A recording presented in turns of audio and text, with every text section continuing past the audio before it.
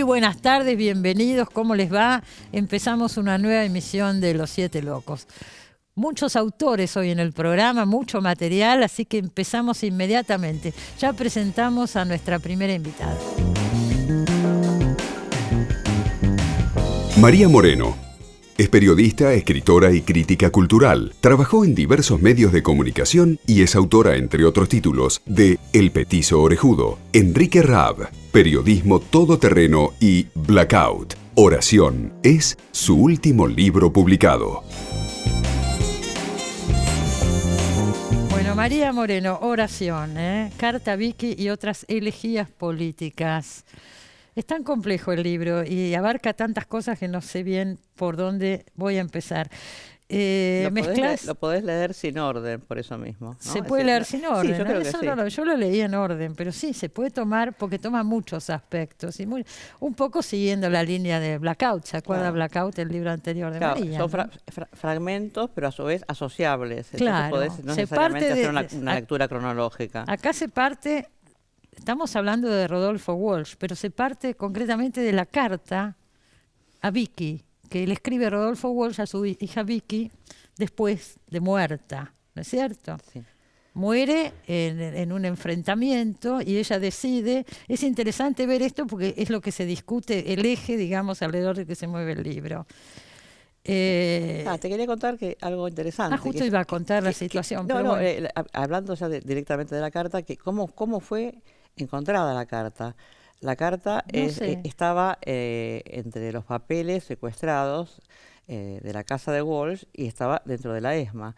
Y Lila Pastoriza, una sobreviviente, toma ese papel y lo rescata cuando sale en libertad. Y lo puede sacar. Claro. Porque lo que vos contás acá es que la carta se hizo en un papel muy finito, papel de avión, y él la llevaba como estrujada, ¿no es cierto? Claro, no sé si hay otra versión, es decir, si es esa misma exactamente, esa que se Ajá. hacía, justamente se plegaba Sí. de manera así que quedara casi invisible para poder llevarla en clandestinidad. Es decir, no sé si exactamente si hay una copia o si es la original la que rescata, ¿no? Es decir, estaba en una carpeta dentro de la ESMA, entre los papeles que le expropiaron. Claro. Y de ahí lo toma Lila Ahí Pastoriza. lo toma Lila Pastoriza y lo saca, digamos, se permite que la carta se difunda. Sí. Muere la hija de Walsh, una de las dos hijas de Walsh. En este enfrentamiento, en un momento se sube a la terraza y según la carta, ahora vamos a ver, según Sí. la carta dice la frase textual, como es la Sí, frase, ustedes no nos matan, nosotros elegimos morir. y ahí se mata. Ella y un compañero de ella, otro militante que estaban en la terraza. Sí. Se mata para no entregarse con vida, ¿no es cierto? Sí. Que se la llevaran con vida. La frase esa que Walsh Sí. cita en esta carta, que escribe Carta a Vicky, como Sí. una despedida, María dice que es una elegía y ahora vamos a ver por qué, es objetada por la otra hija de Walsh, Sí. ¿no es cierto? Según el testimonios que recibe Patricia Walsh, Patricia Walsh. esas palabras las pronunció el compañero. Entonces, Patricia, con justicia, dice que justamente que es necesario reponer esas últimas palabras al compañero y no a su hermana. Sí. Está pensando en el legado a los hijos, justamente. O sea, que los hijos de ese compañero tienen derecho a saber que fue su padre en que en el momento Dice esta frase. en que ¿no es está cierto? a punto de ser fusilado, dice esta frase y se transforma en sujeto en una situación justamente donde está a punto de ser arrasado. Entonces, Claro. eso es lo que plantea Patricia. Y se lo plantea a Walsh. Y se lo plantea a Walsh y, Que no cambia la y hay carta. una discusión en ese momento y no cambia la carta. Todo esto son versiones, ¿no? De todas maneras. Lo que yo planteo en el libro es, no es seguro, por otros testimonios que yo tomé, que era de otros personajes que estaban dentro de la casa. Digo personajes porque él elige personajes a los militantes, Claro. pero están los que viven en la casa, que es la familia Miner. Entrevistás a todos. Y acá todos dan testimonios que son contradictorios, como mismo Walsh plantea. El testimonio es discontinuo, Siempre, ¿no? contradictorio, y él mismo dice que en Operación Masacre nunca logró que los sobrevivientes se pusieran de acuerdo en qué orden bajaron del camión en el lugar, en el baldío baldío donde lo fusilaron, ¿no? Es decir, es Bueno, él algo sabe que perfectamente atañe eso. al testimonio, Claro. ¿no? No hay que tomarlo fácticamente, digamos. Entonces yo digo, bueno, los Miners dicen que el Los que miners subió son los dueños de la casa. el que o sea, subió, claro, los que viven en la casa, Sí. los que subieron a la terraza dicen que es un compañero u otro. No hay acuerdo de quién subió a la terraza.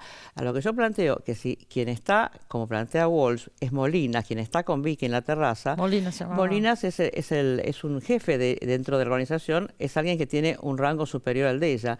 Entonces, si Walsh le da la palabra a Molinas, lo que está planteando un poco que podría ser como una orden también, esa frase. Y es muy diferente Porque era su jefe. a que lo diga su hija. No, pero además, bueno, le da a la hija Vicky. un aura heroica. Claro, ¿no pero es cierto? también hay algo complicado. Es decir, se pierde el nombre cuando uno entra a una organización realmente. Entonces, de hecho, todos el tenían tema es, seudónimo. no se sabe si es Molina el que subió o si fue Coronel.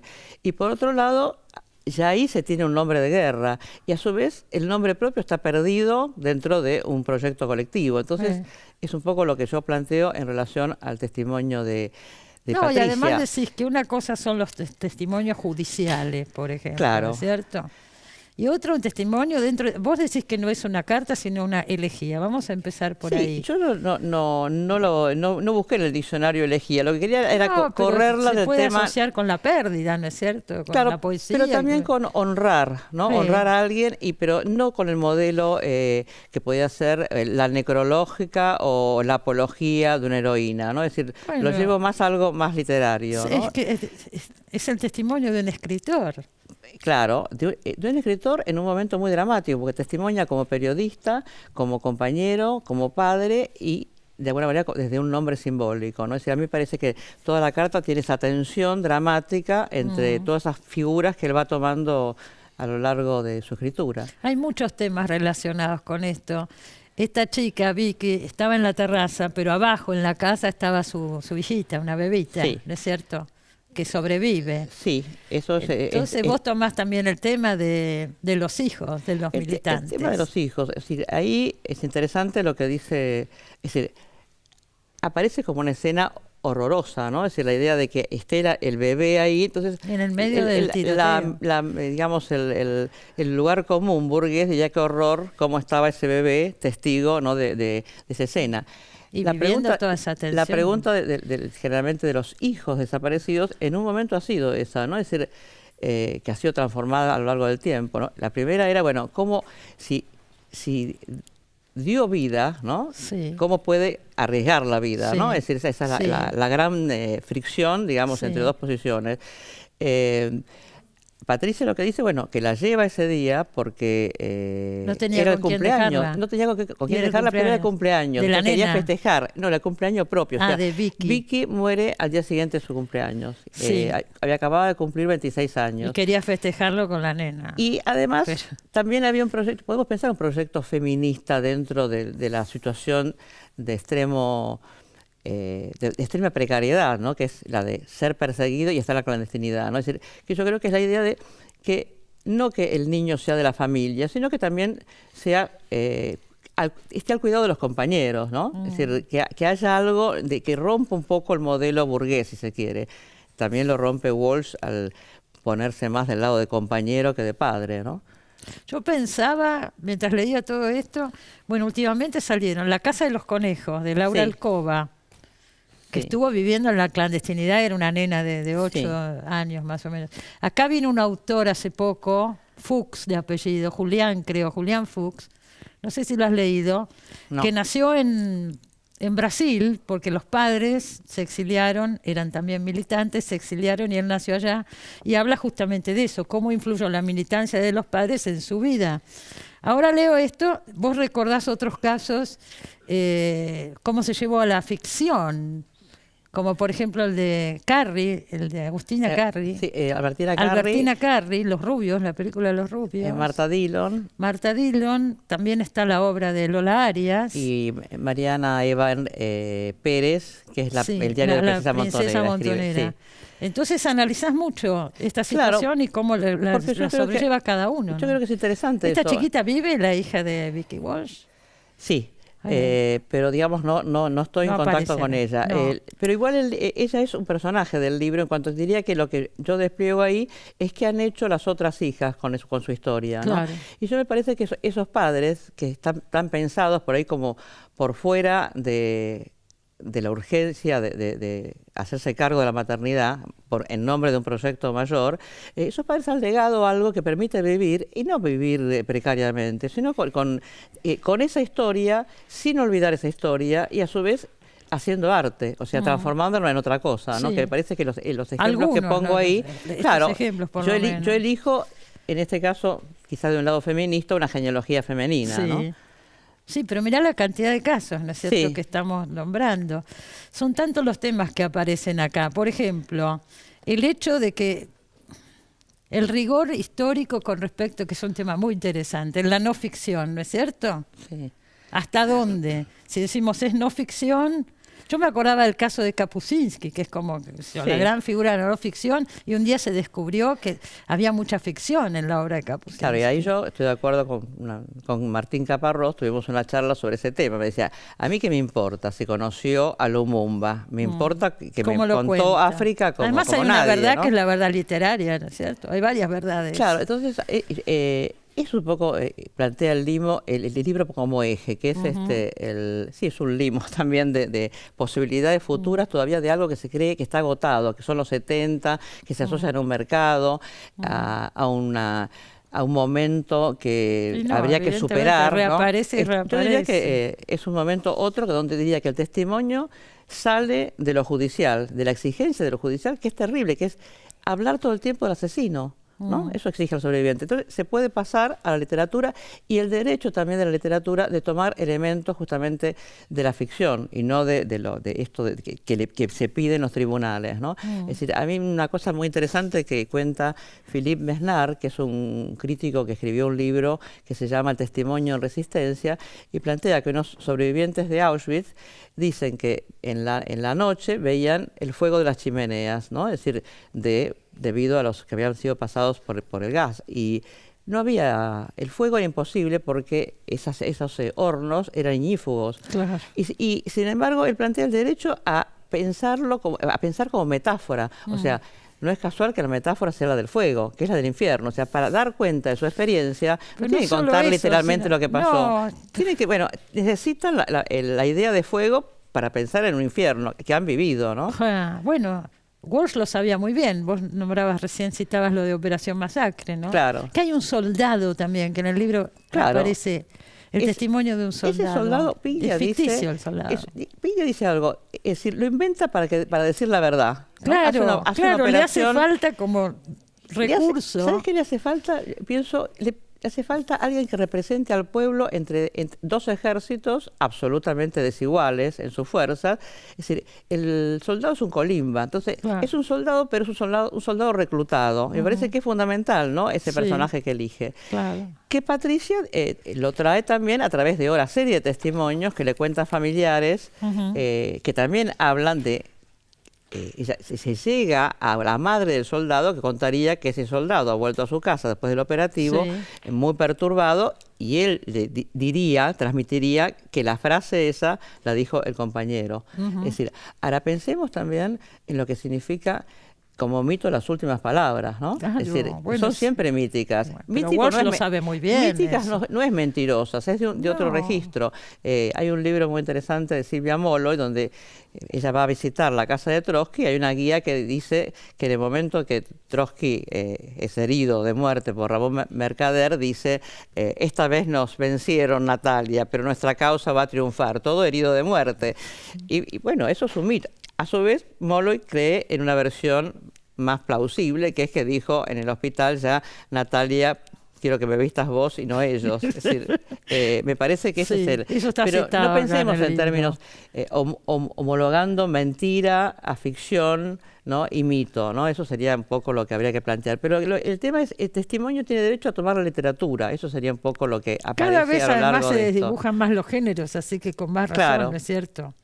sí, sin duda. Walsh está haciendo literatura en esa carta, por lo menos yo lo leo así. Sin duda. Y me parece también una ética trágica, ¿no? Es decir, no renunciar a la literatura aún en algo que es atroz, ¿no? que supuestamente lo descarna, ¿no? Claro, es decir, la muerte de la hija. Y me parece que eso tiene un enorme valor. Cada frase diría que está pensada, tiene una tremenda deliberación. Casi diría que es como una orden de interpretación, porque si no, esa imagen de ella disparando en la terraza, como difundieron los medios, ¿no? Es decir, riéndose, ¿no? Claro.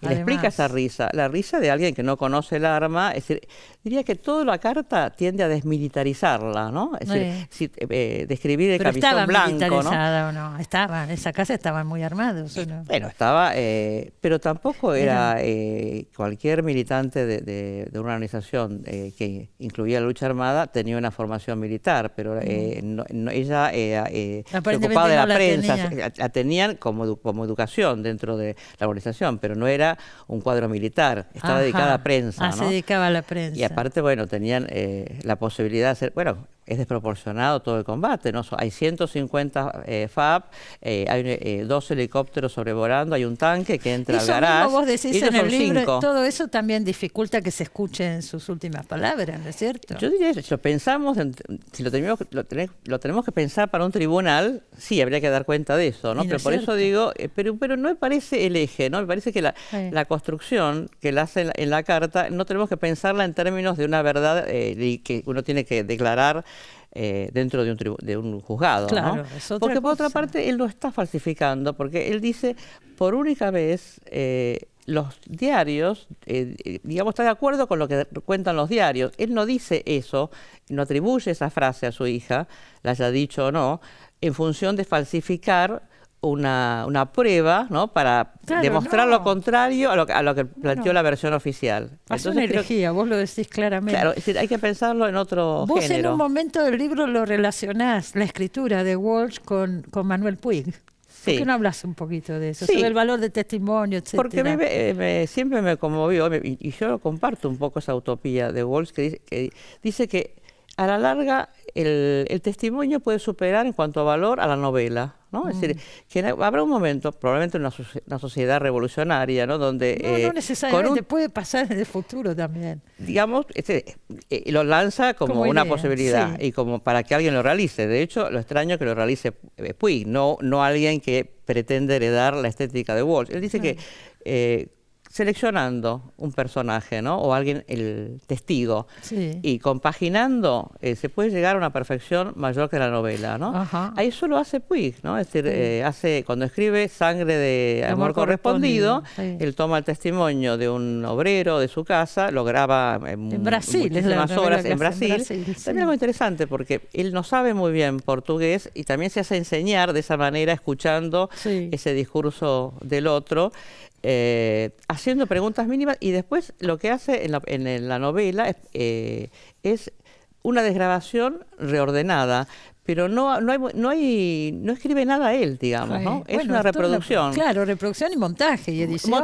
Montaje, y diría que la entrevista es bastante interesante, porque lo que hace es una inducción. O sea, él no habla el otro espontáneamente. Él pide detalles. Entonces va armándose un discurso que uno diría, bueno, es del otro, pero es del otro. Bueno, es periodismo eso también. Claro.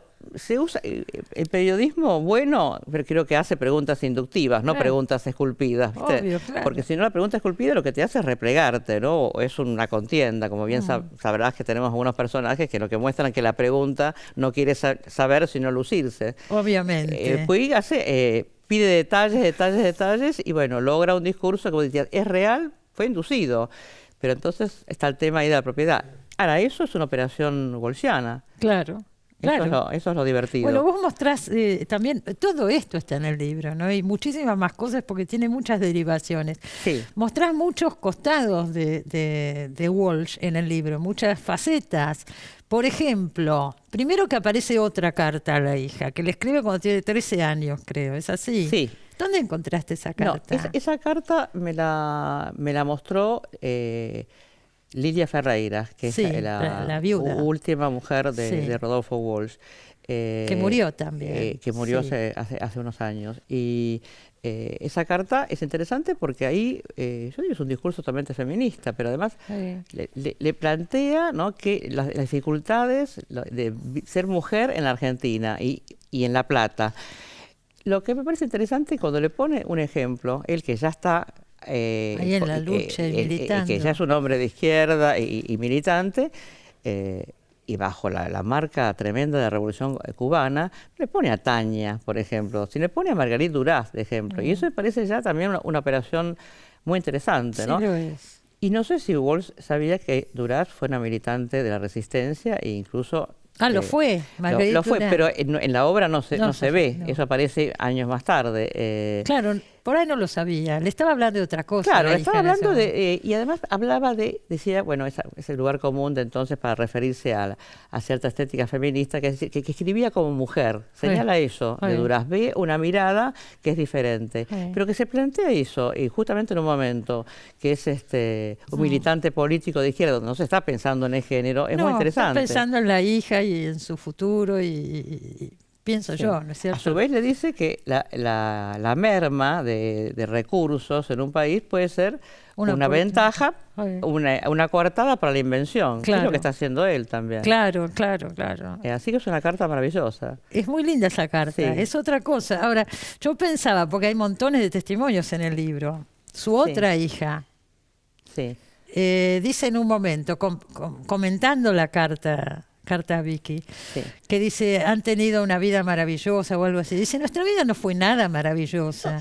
Es muy bueno el testimonio de Patricia, porque justamente desmistifica al padre, ¿no? Y plantea eso. Dice en un momento, Patricia, la hija, dice, parece que me hablaran de un Rodolfo Walsh que no es el que yo conozco, no es mi padre. Me están hablando de otro. Y cuando cuestiona lo que ella considera hacer de Vicky una heroína, ¿no? Es decir, cuando cuestiona eso, está pensando, bueno, justamente un hombre que ha escrito justamente contra la idea de construir un héroe, ¿no? Y que habló de héroes más bien como de seres anónimos, por ejemplo, los que hicieron el Cordobazo, ¿no? Claro. Es decir, es interesante porque lo que ella me interesa lo que dice ella, es menos el estar en desacuerdo con la frase que hablar desde... someter a Walsh a su propia estética y su propio proyecto literario. Lo cuestiona desde sus mismos planteos, ¿no? Desde los planteos. Y eso me parece así muy interesante. Bueno, me tengo que ir al corte, me hacen unas señas brutales. Porque realmente es un libro muy rico, como lo fue también Blackout. Recomiendo que lo lean, abre un montón de puntas. Bueno, a partir de ahí se cuestionan montones de cosas, los 70 fundamentalmente, pero también muchísimos otros temas, ¿no es cierto? La paternidad, la maternidad y muchísimos más. Así que, María, felicitaciones. Bueno, gracias. Es un género nuevo, ¿Puedo decir algo más? Sí, cortito, sí. Sí, es interesante el arte en los campos de concentración, o sea, la forma de resistencia, de pronto que diría que va más allá de la palabra resistencia, o sea, que un arrostito puede reproducir a mano el romancero gitano, que haya poemas en el campo, que haya dibujos. Creo que ahí directamente el enemigo no está, es hacerlo desaparecer a él. Y eso me parece que es valiosísimo. Por medio del arte. Del arte y de la escritura. Y eso me parece que es